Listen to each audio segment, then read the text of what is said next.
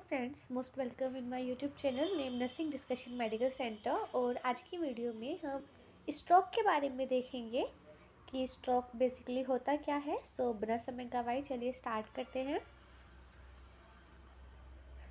Stroke also known as cerebrovascular accident. Stroke को जो है हम cerebrovascular accident that is CVA भी बोलते हैं, is a disruption in cerebral perfusion causing neurological deficient. जो सेरिब्रोवैस्कुलर एक्सीडेंट या फिर अगर हम बोले स्ट्रोक जो है, यह एक डिस्ट्रप्शन होता है सेरिब्रल परफ्यूजन में, जिसकी वजह से न्यूरोलॉजिकल डेफिशिएंसी जो है पेशेंट्स को कोज होती है। सो अगर हम देखें कि स्ट्रोक बेसिकली क्या है, स्ट्रोक को हम सेरिब्रोवैस्कुलर एक्सीडेंट भी बोलते हैं। यह एक डिस्रप्शन है सेरिब्रल परफ्यूजन में, जिसकी वजह से न्यूरोलॉजिकल डेफिशिएंसीज कोज होती है। अगर हम बात करें सेरिब्रल परफ्यूजन, तो सेरिब्रल परफ्यूजन जो होता है यह नेट प्रेशर ग्रेडियंट होता है, जो कि ड्राइव करता है oxygen delivery to cerebral tissues. यानी कि जो सेरिब्रल टिश्यूज़ हैं, जो ब्रेन के जो टिश्यूज़ होते हैं, वहाँ पर ऑक्सीजन की डिलीवरी को सेरिब्रल परफ्यूजन प्रेशर जो है कराता है। और ये जो है एक नेट प्रेशर ग्रेडियंट है जो कि सेरिब्रल टिश्यूज़ तक पहुँचता है। सो हम आगे देखते हैं द टाइप्स ऑफ स्ट्रोक, यानी कि स्ट्रोक जो है वो किस किस तरह के होते हैं, उनके टाइप्स क्या हैं। अगर हम बेसिकली देखें तो जो हमारा स्ट्रोक है वो 3 तरह के होते हैं, haemorrhagic, ischaemic and the atherosclerosis, या फिर हम बोल सकते हैं एम्बोलिक स्ट्रोक। सो जो हमारा फर्स्ट है, आप इमेज में देख सकते हैं, हमारा जो फर्स्ट स्ट्रोक है उसमें आपको जो है हेमरेजिक दिखाई दे रहा है, सेकंड में इस्चेमिक और थर्ड में एथेरोस्क्लेरोसिस। तो आप सोच सकते हैं कि जो फर्स्ट है दैट इज़ हेमरेजिक, वो किस वजह से हो रहा है, ड्यू टू रप्चर। यहाँ पे आपको जो है एक रप्चर दिखाई दे रहा है, जिसकी वजह से हेमरेजिक स्ट्रोक जो है पेशेंट को कोज हो रहा है। इस्चेमिक स्ट्रोक जो है वो कब होता है, जब कोई भी जो आर्टरी में है, अगर किसी भी तरह का जो ब्लड क्लॉट है अगर वो आ जाता है, जिसकी वजह से जो आर्टरीज हैं वो ब्लॉक हो जाती है, तब हमारा इस्चेमिक स्ट्रोक जो है कोज होता है। And the third one is atherosclerosis. Atherosclerosis जो है वो हमारा कब होता है, एथेरोस्क्लेरोसिस जब होता है जब किसी भी प्रकार का जो है एम्बोलिज्म या फिर वैसोस्पाज्म या फिर जो सेरेब्रल परफ्यूजन है वो इम्पेयर्ड हो जाता है, तो उसको हम एथेरोस्क्लेरोसिस स्ट्रोक बोलते हैं। नाउ आगे बढ़ते हैं। The types of stroke. The first one is thrombotic ischemic stroke when cerebral arteries are blocked by blood clot। जैसे कि हम पहले भी देख चुके हैं, थ्रोम्बोटिक इस्चेमिक स्ट्रोक में क्या होता है कि जो सेरेब्रल आर्टरीज होती हैं वो ब्लॉक हो जाती हैं by blood clot. Second one is embolic stroke. Embolic stroke जो है वो कोज होता है जब impaired cerebral perfusion due to embolism, vasospasm और एथेरोस्क्लेरोटिक प्लेक। इम्बॉलिक स्ट्रोक कब होता है, जब सेरेब्रल परफ्यूजन जो है वो इम्पेयर्ड हो जाता है ड्यू टू इम्बोलिज्म। वो किस वजह से हो सकता है, इम्बोलिज्म की वजह से वैसोस्पाज्म या फिर एथेरोस्क्लेरोटिक प्लेक, यानी कि जो फैटी टिश्यूज़ होते हैं वो जो आर्टरीज होती हैं वहाँ पे जा कर के एक्यूमुलेट हो जाते हैं, जिसकी वजह से जो ब्लड फ्लो होता है वो फर्दर मूव ऑन नहीं कर पाता। थर्ड वन हमारा है हेमरेजिक स्ट्रोक। हेमरेजिक स्ट्रोक हमारा कोज होता है ड्यू टू रप्चर और लीकिंग एन्यूरिज्म। ये किस वजह से होता है, या तो किसी प्रकार के रप्चर या फिर एन्यूरिज्म के वजह से।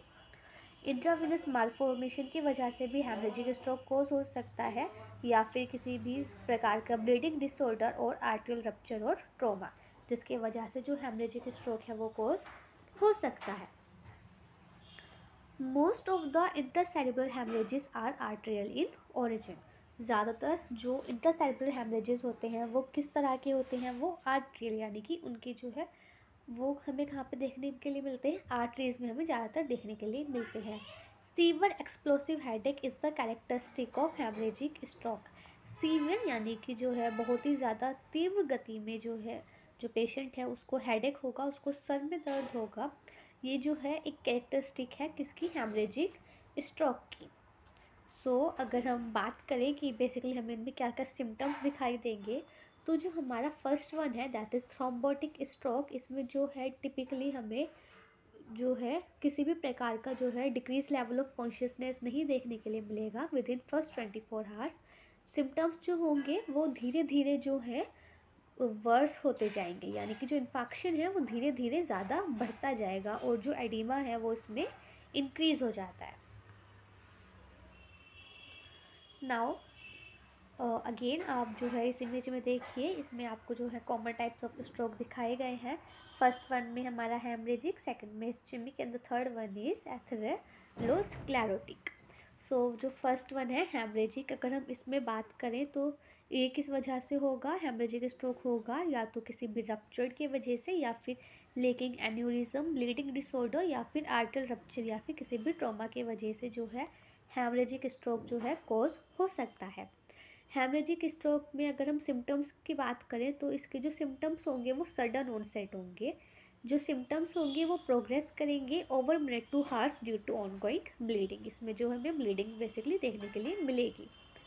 सेकंड हमारा आता है इस्चेमिक स्ट्रोक। इस्चेमिक स्ट्रोक से आप क्या समझते हैं? इस्चेमिक यानी कि थ्रोम्बोटिक स्ट्रोक डेट, इसमें हमें क्या होगा, इसमें जो है there is no decrease level of consciousness within the first 24 hours and the symptoms get progressively worse. यानी कि जो सिम्टम्स होंगे वो धीरे धीरे से जो है ज़्यादा बढ़ते जाएंगे जैसे जैसे इन्फेक्शन और जो एडिमा होगा वो इंक्रीज़ होता जाएगा। थर्ड वन है हमारा एथेरोस्क्लेरोसिस और एम्बोलिक स्ट्रोक। इसमें जो है हमें सडन और सीवियर सिम्टम्स दिखाई देंगे। वार्निंग साइंस जो होंगे वो लेस कॉमन होंगे और जो क्लाइंट होगा वो रिमेन होगा कॉन्शियस और and may have a headache. Now let's move on further. Types of human brain stroke, जैसे कि हम पहले भी देख चुके हैं, दैट इज हेमरेजिक, इस्चेमिक और atherosclerosis. Now sine and symptoms. अब हम बात करते हैं कि हमें क्या क्या लक्षण बेसिकली दिखाई देंगे एक स्ट्रोक के पेशेंट में। तो जो सिम्टम्स होंगे वो डिपेंड करेंगे on the affected artery and severity of the damage, यानी कि कौन सी जो आर्टरी है वो अफेक्ट हो रही है स्ट्रोक से और जो सीवियरिटी है डैमेज की वो किस प्रकार की है, उससे जो है हम जो है साइन एंड सिम्टम्स जो है बेसिकली वो उसके ऊपर डिपेंड करेंगे और हम जो है उसी के ऊपर जो है उनको कैलकुलेट करेंगे। Now we will see the motor symptoms, यानी कि हमें जो है मोटर सिम्टम्स क्या क्या दिखाई देंगे। The first one is hemiplegia. Hemiplegia जो है एक ऐसी कंडीशन होती है जिसमें पैरालिसिस हो जाता है of one side of the body. Hemiplegia एक ऐसी कंडीशन है जिसमें जो है पैरालिसिस हो जाएगा जो वन साइड है बॉडी की वहाँ पर। सेकेंड वन इज़ हेमीपैरेसिस, हमें जो है देखने के लिए मिल सकता है। हेमीपैरेसिस का मतलब होता है weakness in one side of the body. तो third one is paraplegia. Paraplegia जो है एक ऐसी कंडीशन है जिसमें जो लोअर एक्सट्रीमिटीज़ होती हैं उनका पैरालिसिस हो जाता है। उसके बाद हमारी फोर्थ कंडीशन आती है क्वाड्रीप्लेजिया। इसमें जो है पैरालिसिस हो जाएगा हमारे जो है ऑल जो 4 लिम्स हैं ऑफ द बॉडी उनका। And the fifth one is ataxia, that is unsteady gait. Now let's further move on. आप जो है इस इमेज में देख सकते हैं हेमीप्लेजिया में क्या होता है। हेमीप्लेजिया जो है इसमें जो है पैरालिसिस होता है जो one side of the body है वहाँ पर। इसमें आप जो है देख सकते हैं जो ऑरेंज कलर का एरिया है वो डिटेक्ट कर वो बता रहा है लेस अफेक्टेड एरियाज़ को और जो रेड वाला है वो बता रहा है मोस्ट अफेक्टेड एरिया को। हेमीप्लेजिया में बेसिकली क्या होगा कि जो one side of the body है वहाँ पे आपको जो है पैरालिसिस देखने के लिए मिलेगा। नाउ टाइप्स ऑफ पैरालिसिस, जैसे कि हम अभी भी देख चुके हैं। सो इसमें हमारा फर्स्ट वन है मोनोप्लेजिया, अफेक्ट्स ओनली वन आर्म और लेग। मोनोप्लेजिया जो है एक ऐसी कंडीशन होती है पैरालिसिस में जिसमें बेसिकली जो या तो हमारी पर्टिकुलर किसी एक आर्म को या फिर पर्टिकुलरली किसी एक लेग को अफेक्ट करेगा। उसके बाद हमारा आता है हेमीप्लेजिया, जैसे कि हम पहले भी देख चुके हैं पहले वाली इमेज में। Affects one arm and one leg on the same side of your body, that is इसमें जो है पैरालिसिस हो जाएगा one side of the body. Third one is paraplegia. Paraplegia में क्या होगा कि जो हमारी लोअर एक्सट्रीमिटीज़ होंगी वहाँ का पैरालिसिस हो जाएगा और इसमें बेसिकली क्या होंगे जो बोथ लेग होंगे वो अफेक्टेड होंगे। Fourth condition is quadriplegia. Quadriplegia में जो है both your arms and both of your legs were affected. Quadriplegia एक ऐसी कंडीशन होती है जिसमें जो हमारे ऑल 4 लिम्स होते हैं बॉडी के, वो क्या होते हैं, वो अफेक्टेड होते हैं। नाउ कम्युनिकेशन डिस्टर्बेंसेस, यानी कि कम्युनिकेशन में क्या क्या डिस्टर्बेंस कॉज होगा। The first one is dysarthria, difficulty in speaking. Dysarthria जो है एक ऐसी कंडीशन होती है जिसमें जो है डिफ़िकल्टी हो जाती है पेशेंट को स्पीकिंग में, यानी कि बोलने में। उसके बाद सेकंड कंडीशन आती है डिस्फेसिया और एफेसिया। डिस्फेसिया और एफेसिया जो है डिफेक्टिव स्पीच और लॉस ऑफ स्पीच, यानी कि जो पेशेंट है उसकी जो स्पीच है, उसकी जो बोलने की कैपेसिटी है वो डिफेक्टिव हो जाएगी या फिर वो ठीक से बोल ही नहीं पाएगा। ये जो है एक्सप्रेसिव, रिसेप्टिव और मिक्स, यानी कि मिक्स में हमें दोनों प्रकार से दिखाई देगा और एक्सप्रेसिव और रिसेप्टिव भी हमें जो है देखने के लिए मिल सकता है। Now the first one is expressive aphasia. Expressive aphasia जो है ये कोज होता है due to the damage of Broca's area of speech. आपने जो है हमारे ब्रेन के एरियाज़ पढ़े होंगे, सो पहले हम वो देख लेते हैं। देखिए इस इमेज में जो है आप देख रहे हैं ये हमारा एंटीरियर स्पीच एरिया है जो आपको ये ऑरेंज कलर में दिखाई दे रहा है, इसको हम ब्रोकास एरिया बोलते हैं। And this is our posterior speech area जिसको हम वर्निकिस एरिया बोलते हैं। सो आप जो है इस वाली इमेज को अच्छे से अपने माइंड में सेट कर लीजिएगा। जो एंटीरियर स्पीच एरिया है उसको हम ब्रोकास एरिया बोल रहे हैं और जो पोस्टीरियर स्पीच एरिया है उसको हम वर्निकिस एरिया बोल रहे हैं।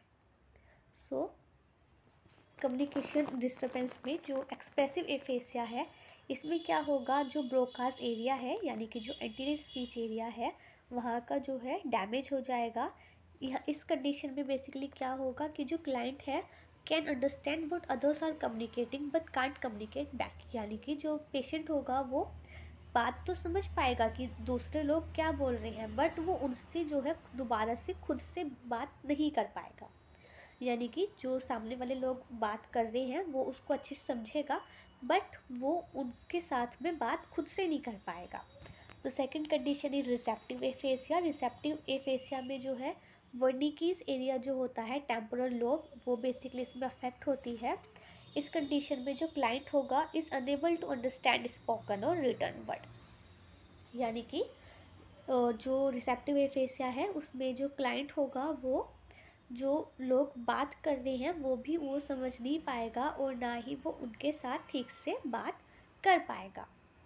अगर हम एक्सप्रेसिव एफेसिया की बात करें तो इसमें क्या होता है, इसमें जो क्लाइंट होता है वो समझ तो जाता है लेकिन वो बात क्या कर रहे हैं बट उनके साथ दोबारा से बैक कम्युनिकेशन वो नहीं कर पाता। और रिसेप्टिव एफेसिया में जो क्लाइंट होता है वो अनेबल होता है अंडरस्टैंड स्पोकन और रिटन वर्ड, यानी कि जो शब्द बोले जा रहे हैं और जो शब्द लिखे जा रहे हैं वो उनको समझ नहीं पाता।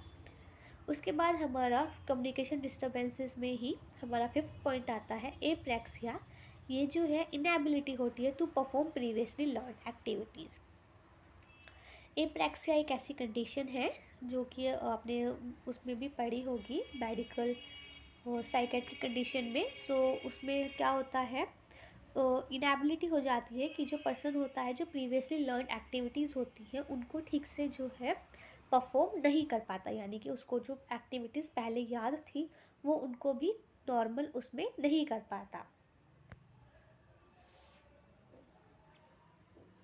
हम पहले भी देख चुके हैं, आप फिर से एक बार देख लीजिए। जो एंटीरियर स्पीच एरिया होता है वो ब्रोकास एरिया, और जो हमारा पोस्टीरियर स्पीच एरिया होता है ये कहाँ पे होता है, हमारे टेम्पोरल लॉब के पास में, दैट इज़ वर्निकीज एरिया। वर्निकीज एरिया जो है वो हमारे रिसेप्टिव एफेसिया में जो है इसमें बेसिकली डिफेक्ट आ जाता है। और अगर हम एक्सप्रेसिव एफेसिया की बात करें तो इसमें जो है हमारा anterior speech area that is Broca's area जो है वो अफेक्टेड होता है। Now perceptual problems. Perceptual problems में हमें क्या क्या दिखाई देगा, hemianopsia that is loss of half of the visual field. Hemianopsia एक ऐसी कंडीशन है जिसमें जो लॉस हो जाता है जो half of the visual field, यानी कि जो विजुअलिटी होती है वो half of the visual field की जो है क्या हो जाएगी, लॉस हो जाएगी। डिप्लोपिया एक ऐसी कंडीशन है जहाँ पर पेशेंट को डबल विज़न यानी कि धुंधलापन उसको जो है दिखाई देना स्टार्ट हो जाएगा। ब्लर्ड नहीं, इट वॉज डबल, यानी कि उसको जो है एक चीज़ ही उसको दो तरह से दिखाई देगी। अगर कोई एक इंसान खड़ा है सामने तो वो उसको दो दिखाई देंगे। एग्नोसिया एक ऐसी कंडीशन है, it was inability to recognise familiar object और person.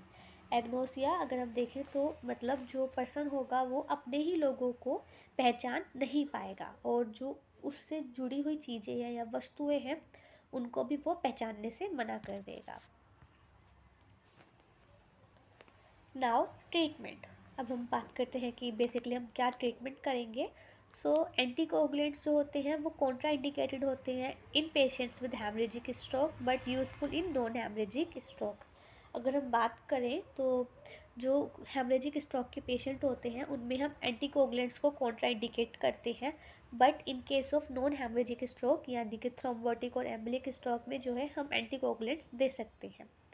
The only fibrinolytic agent that has been shown benefit in selected patients with acute ischemic stroke is tissue plasminogen activator। जो ओनली फिब्रोनाइटिक एजेंट है जो कि show करता है benefit को इन selected patient in acute ischaemic stroke, यानी कि ऐसे पेशेंट जिनको एक्यूट इस्चेमिक स्ट्रोक होता है तो उनमें फिब्रोनाइटिक एजेंट जो ओनली है वो कौन सा है, वो है टिश्यू प्लाज्मिनोजन एक्टिवेटर, जिसका हम यूज़ करते हैं। ये भी बेसिकली पेशेंट की कंडीशन के ऊपर डिपेंड करेगा।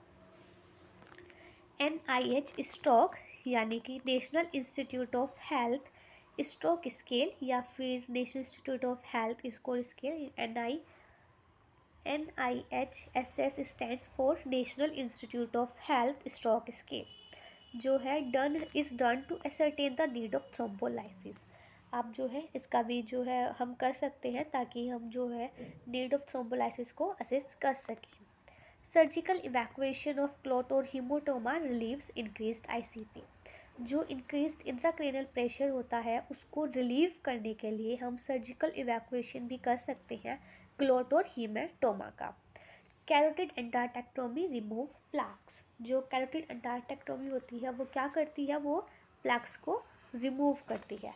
कैरोटिड एंडार्टेक्टोमी एक सर्जिकल प्रोसीजर होता है जो कि हम यूज़ करते हैं ताकि हम रिमूव कर सके जो फैटी डिपॉजिट्स होते हैं, यानी कि जो प्लैक्स होते हैं, जो फैटी डिपॉजिशन हो जाता है आर्टरीज में उनके लिए, ताकि उनको हम जो है रिमूव कर सकें। जो कि क्या करते हैं, वो हमारी जो कैरोटिड आर्टरी होती है उसको नैरोइंग को कर देते हैं। तो बेसिकली अगर हमारी एक आर्टरी है और यहाँ पर जो है प्लैक का एक्यूमुलेशन हो जाएगा तो उसकी वजह से क्या होगा कि ब्लड ठीक से फ्लो नहीं कर पाएगा।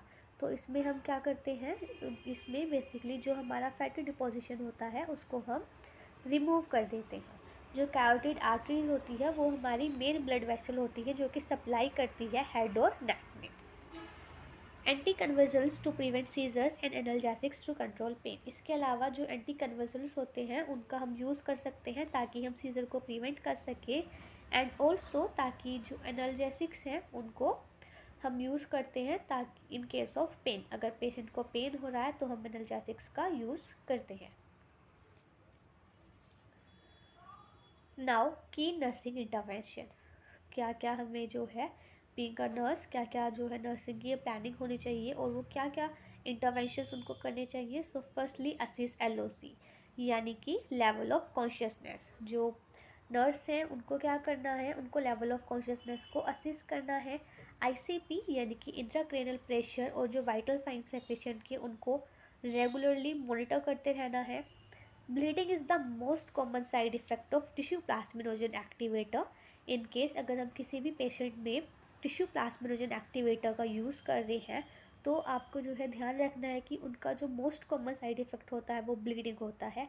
सो उस केस में जो पेशेंट है उसको क्लोजली मॉनिटर करते रहना है। एंड ऑल्सो जो पेशेंट है उसके साथ जो है स्लोली यानी कि बहुत ही आराम से और सिंपली यानी कि बहुत ही साधारण भाषा में आपको जो है पेशेंट से बात करनी है। मॉनिटर करना है fluid input and output hardly, यानी कि जो पेशेंट है उसको हम कितना इनपुट दे रहे हैं और उसका जो आउटपुट है वो कितना है वो हमें हर घंटे चेक करते रहना है। Positioning of the patient to prevent deformity. जो पेशेंट है उसका बॉडी मैकेनिक्स को मेंटेन करके रखना है, उसको पोजिशन करते रहना है ताकि अगर कोई भी प्रकार की अगर डिफॉर्मिटी हो रही है तो उससे पेशेंट को प्रिवेंट किया जा सके। And also physical therapy to prevent contractures, यानी कि फिजिकल थेरेपी हमें प्रोवाइड करनी है ताकि हम किसी प्रकार का जो कॉन्ट्रैक्चर है उसको प्रिवेंट कर सकें।